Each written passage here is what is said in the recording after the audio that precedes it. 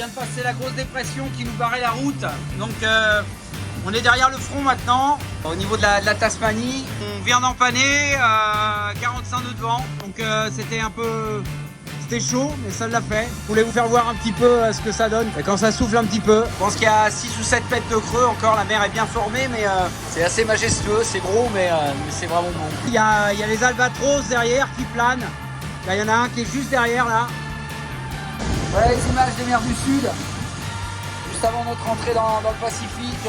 Je vois quelque chose de vraiment magnifique. Je vais vous en faire profiter. Alors ça caille, hein. Il y a 5 degrés là. Il y a des grains à 40 nœuds, c'est juste magnifique. Voilà, je vous laisse. Faut que j'aille finir ma manœuvre. Opération délicate, hein, c'est pas vraiment la fête pour nous. Je profite du beau temps pour essayer de refaire quelque chose sur mes safrans parce que la réparation a tenu jusque là. Il y a des grosses fissures qui réapparaissent. C'est clair que si ça lâche, on n'a plus de safran.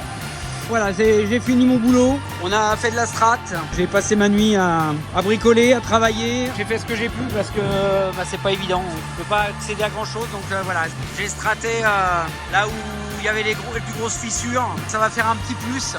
Malheureusement, c'est sûr que ça influe sur ma façon de naviguer, sur ma façon de prendre les dépressions et de faire la route, mais j'ai pas d'autre choix malheureusement. Donc croisez les doigts, il faut que ça tienne les mers du Sud et puis et la remontée, donc on regarde ça de près.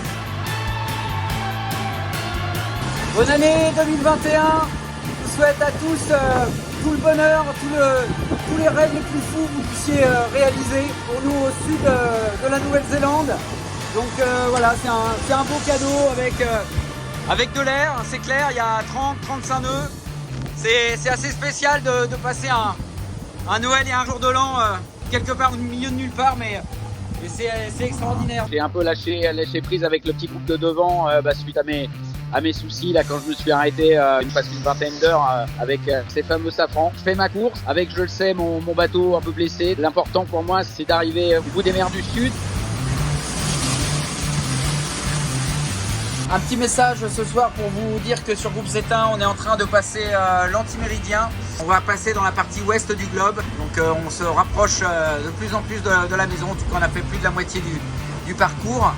Et une fois repassé ce méridien là, je vais avoir 2 journées du samedi 2. Des petites images aujourd'hui à bord de Groupe Z1 pour vous faire voir ce que l'on vit à une petite semaine normalement de passer le Cap Horn. La délivrance, comme on dit, et ça se mérite parce que c'est pas simple. On pensait dans le Pacifique trouver une houle longue, des beaux surfs, et c'est pas forcément le cas. La mer est hyper dure, c'est un petit peu n'importe quoi.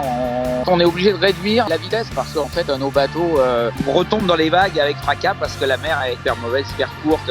J'ai tellement rêvé d'être là et on a tellement fait de choses pour y être qu'on essaye d'en profiter, même si je l'avoue là, on a maintenant hâte de sortir de ces mers du Sud, de prendre la porte du Cap Horn. J'ai pas des super nouvelles ce matin. Ce qui s'est passé, j'avais 35-40 nœuds de vent et en fait le pilote s'est arrêté d'un seul coup. Le bateau donc est parti à la bâtée et forcément quand on empanne comme ça à la volée dans 40 nœuds de vent, ça fait des dégâts. J'ai une latte de chariot qui s'est arrachée. J'ai une déchirure sur la grand voile et le J3, il a une déchirure aussi, un peu moins importante, un peu moins grave, mais voilà, donc il faut que je m'occupe de tout ça. Bon, alors voilà le travail de l'après-midi. Donc là, la voile est recousue, plus patchée et collée avec du Sikaflex. Donc voilà, maintenant il faut que ça sèche un petit peu, mais on n'a pas trop de temps parce qu'il y a une belle dépression qui nous arrive aux fesses, donc faut pas qu'on reste là trop longtemps. Non, je vais aller faire le J3 qui a souffert aussi, le J3 qui est déchiré aussi ici là, voilà. Bon, après la couture de l'AGV, la réparation du chariot, je suis en train de recoudre le J3 et devenir un expert en couture de voile. Et puis maintenant on va patcher tout ça, ce sera qu'un mauvais souvenir. On est reparti mieux que jamais, donc une nouvelle dette là qui nous pousse bien, on a 35 nœuds de vent, ça avance plutôt pas mal. On l'espère, on croise les doigts sans autre souci, le Cap Horn entre 4 et 5 jours. Je vais vous faire voir quelque chose, on est à moins de 500 000 ce matin du Cap Horn. C'est encore beaucoup et peu à la fois. Donc on donne tout sur Groupe C1, on croise les doigts. On est en train de vivre un grand moment sur Groupe C1. On est en train de passer la longitude du Cap Horn. Donc ça y est, je suis capornier. Donc je suis tellement content, c'est plein d'émotions. Donc évidemment je pense à tous mes proches, ma famille proche. Je pense évidemment à Eric Sétain qui m'a fait confiance. C'est un moment extraordinaire. J'ai du mal à y croire. Mais voilà, c'est une réalité.